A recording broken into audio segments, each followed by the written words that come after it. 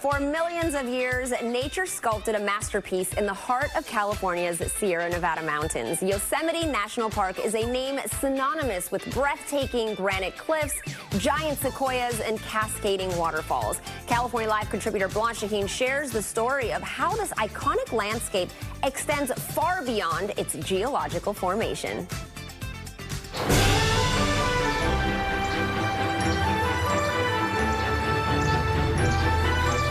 Yosemite Valley's stunning beauty is matched by a rich human history, a story spanning from its original inhabitants through the pivotal California Gold Rush.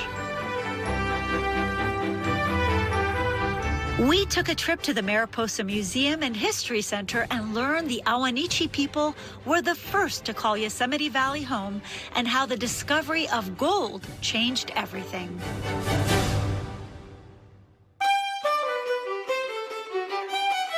Coming this way, we have some exhibits relating to the 49ers. Wow, this is cool. I'm so excited to learn about the history of Yosemite, and I think we have to start with what you're wearing, because that looks pretty historical to me. Well, yes, this would be representing what a person in town would wear as a merchant or something. Me being in charge of the stamp mill. Again, now if I were a 49er or a laborer in the lumber or down in the mines, I'd be wearing common work clothes.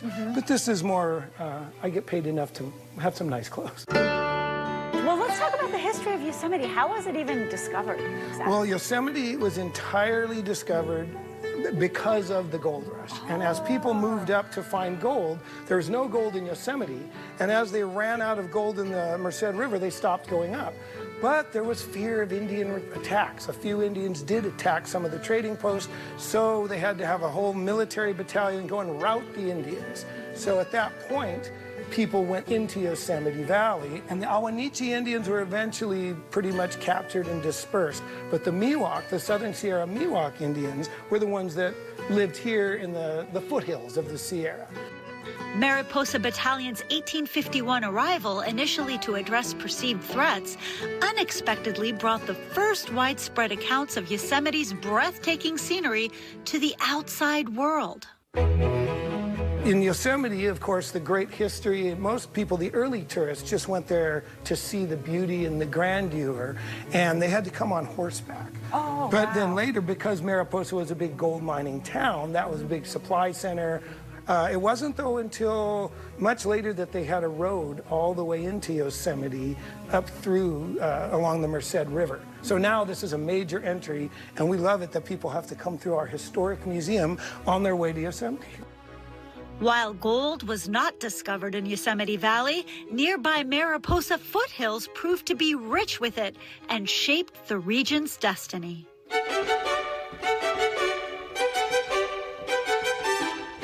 This stamp mill offers a fascinating glimpse into the technology used during the California Gold Rush.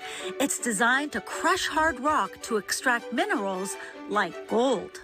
Well, the rock gets crushed very fine. It comes through a screen, flows out onto this table. This is the amalgamation table. It had a thin layer of mercury. The heavy gold and silver would sink down, get absorbed into the mercury, which will only absorb gold, silver, and copper. And then that fine pulp goes to the end and gets dumped. Now, once or twice a day, they would shut down each battery, scrape up all the mercury. By the way, the water is needed to move everything through. They scrape up the mercury and put it into a pot called a retort.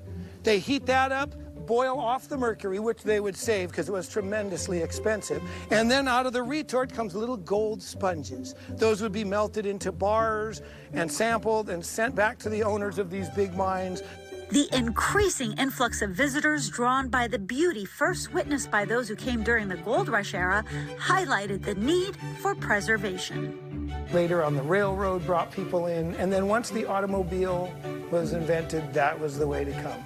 And now the problem was, early on, there was just everybody doing anything they wanted in Yosemite, so the reason they made it a park was to get some controls. Good job. And not have the place overrun. Overrun, yeah. Yeah, sheep grazing, and John Muir and Teddy Roosevelt, discussed these things. We really need to preserve this. And today, Yosemite offers diverse experiences beyond scenic views and hiking, including river rafting, rock climbing, snowshoeing, and horseback riding throughout its stunning landscapes. Well, thank you so much, Randy. It's been a pleasure. No problem, my pleasure.